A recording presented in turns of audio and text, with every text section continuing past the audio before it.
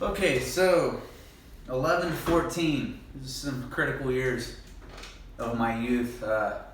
So my parents had kind of lost their way, weren't in a great capacity of being good parents at that moment because my mother had, she felt like she needed to um, see men regularly because they made her feel good about herself, and she had not felt good about herself, I believe, for many, many, many years.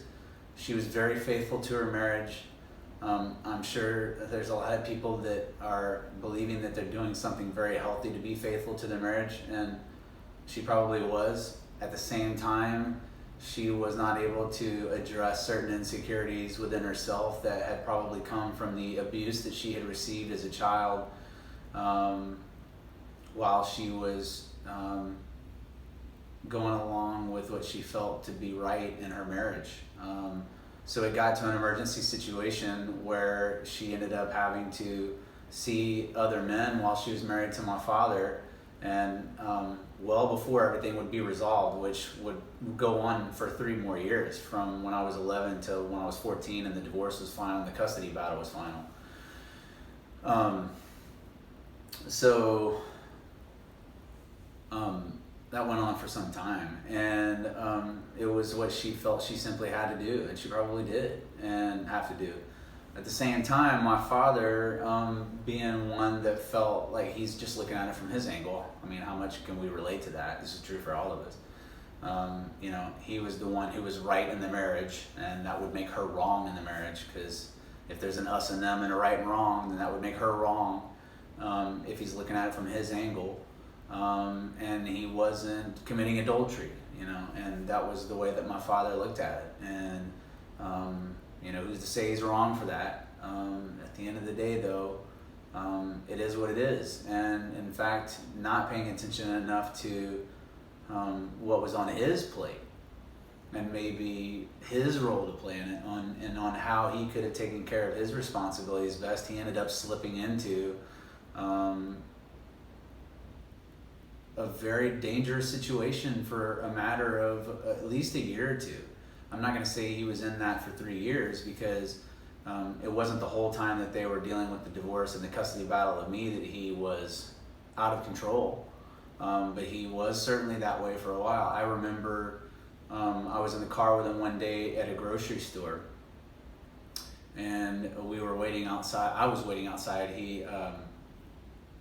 He had parked the car in front of the grocery store parallel, put, I think, the emergency flashers on, and went in for a second to grab something and come back out. Something like that. Anyway, he was at the car again, and I was next to him, and a guy was walking past him who was coming out of the grocery store, and my dad's window was open, and said, what's wrong? You can't read? You park your car or whatever, and said something like that. Like he wasn't supposed to park there. He was supposed to find a parking spot.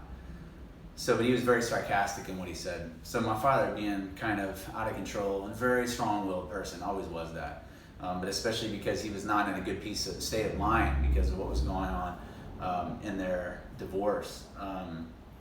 Ended up driving to where the guy was going to his car, walking to his car, and got out and got extremely aggressive. My father, for those of you who don't know, he was 6'2", very large man, big body, not just 6'2". I'm efficient. I'm trim.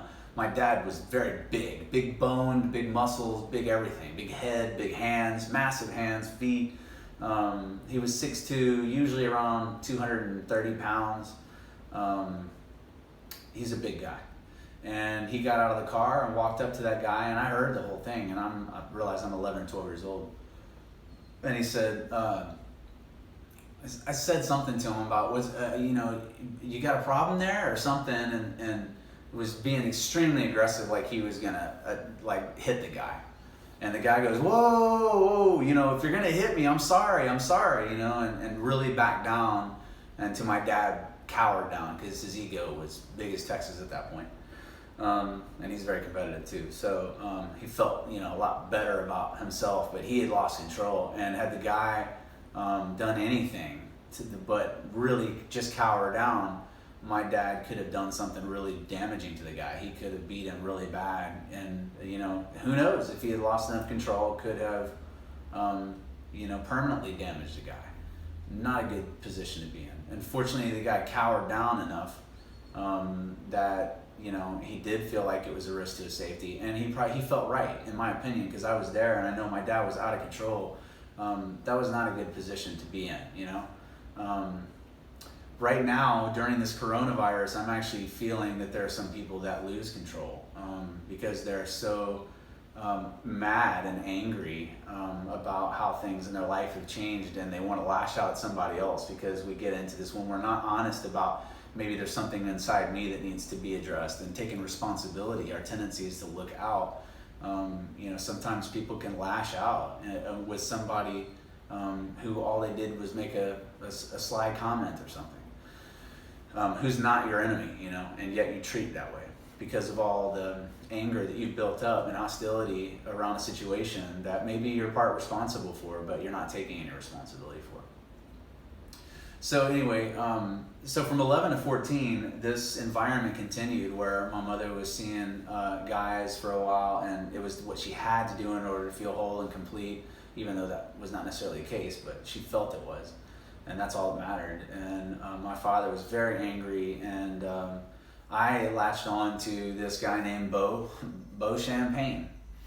And Bo was a very special man for me, and was really a father figure through some very critical periods of my life, and really until he passed just recently, not all that long ago.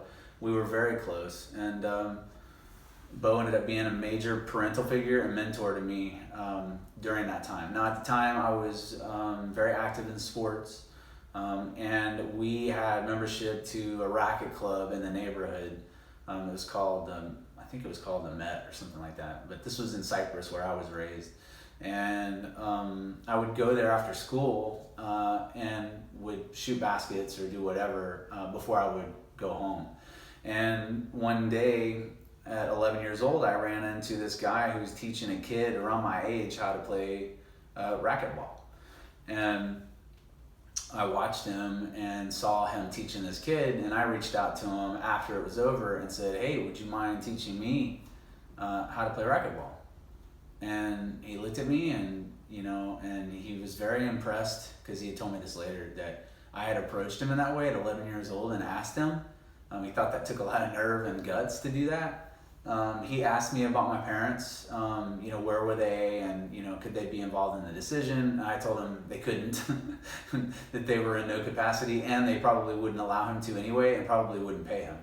So he said he'd think about it, and the next time that I saw him back at the club, he agreed to teach me how to play racquetball, and that he wouldn't charge me, and so I wouldn't have to worry about that. So this was where our relationship began, and with Bo. And Bo ended up being such a critical human being in my life at this critical time, especially. And so he started teaching me racquetball. And I remember the very first lesson. Now, for those of you who don't know the story, Bo ended up teaching me how to look at life with a different pair of lenses than I had ever worn before. My parents, though they were deep thinkers in some ways, there were a lot of things on the surface that they thought about from the surface perspective that they didn't really think too deeply about. Bo was a very deep thinker in many, many ways, not just like my father would be in philosophical ways, or in oil and gas, or working with tools, or my mother related to the arts and creative, because she was just a beautiful pianist and entertainer.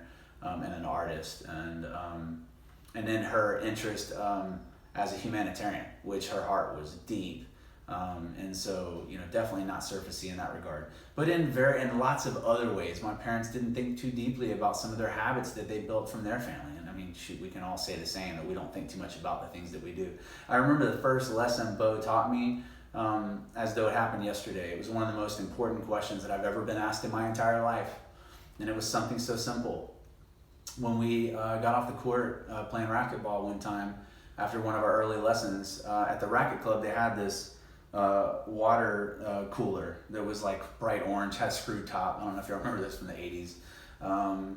But it was where you'd have little paper cone cups on the side, and you would fill up with water and douse. And so I'm drinking water from my little white cup, cone cup, and I would throw it away. It had a little trash can next to it. So I'd drink water and throw it away. And I'd drink water and I'd throw it away. And I did this 3 or 4 times. And Bo asked me a question.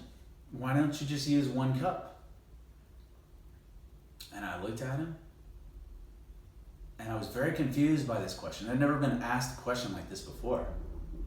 And I said apprehensively, well, because they're there and I'm still thirsty. And he said again, why don't you just use 1 cup? I said, well, they're there. I don't understand. He said, well, it's wasteful to use more than 1 cup. Why create waste if you don't have to? And I said to him, I was like, well, they're already there, and they're already made. And this was showing the lack of really thinking too far in the process. He's like, yeah, well, do you know where paper comes from, first of all? And this is where Bo's amazing, because rather than just tell you something that you should believe, he would educate you on the why.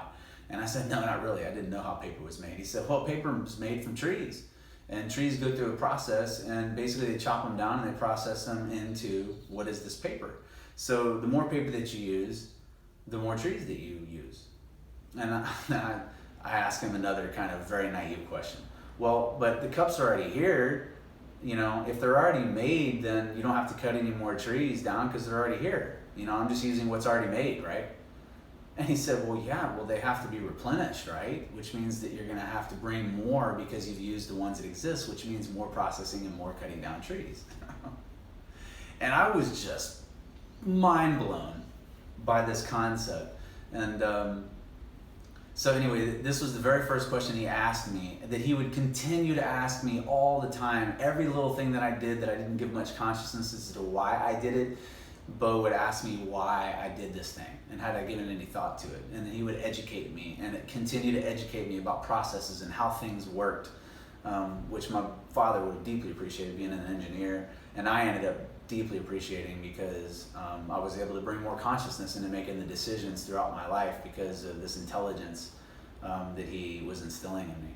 So I'm going to stop now, and I will start part 3 in a minute as I tell my story. Once again, I believe this to be important because I think a lot of us deal with very similar situations, and we've had some family issues that maybe we hadn't gotten past, and we have an opportunity to kind of put an end to them and address some insecurities within ourselves and not be victims anymore, and to empower ourselves in our own lives. And I think that this story might bring clarity around how I've turned into who I am today, and why it is my mission to help inspire people to be the highest versions of themselves. I don't view myself as any better than anyone else, but I do apply myself better than many people. That doesn't make me better, and anybody can apply themselves better than they have, and you can always be somebody different than you've been in the past. So I'll continue with the part 3. Thank you.